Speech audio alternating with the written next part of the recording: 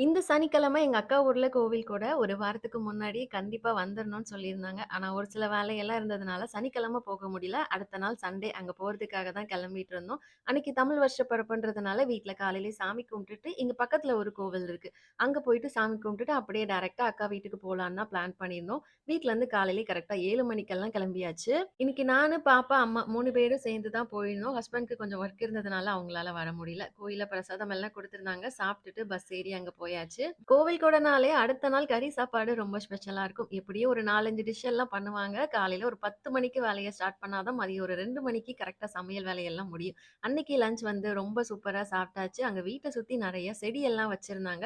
பாப்பாக்கு எல்லாத்தையும் ஒண்ணொண்ணா காமிச்சிட்டு இருந்தேன். கொஞ்சம் பூவெல்லாம் பறிச்சு ஜாலியா என்ஜாய் பண்ணிட்டு இருந்தா. இப்போ ஒரு 3 நாளாவே எங்க ஊர் சைடுல அப்பப்போ மழை வருதுன்றதுனால ஈவினிங் டைம்லலாம் கிளைமேட் வந்து சூப்பரா இருக்கு. ஈவினிங் டீ எல்லாம் குடிச்சிட்டு அக்கா வீட்லருந்து ஒரு 6 மணிக்கெல்லாம் கிளம்பிட்டோம். எங்களோட வீட்டுக்கு வர்றதுக்கு நைட் 8 மணி ஆயிட்டு.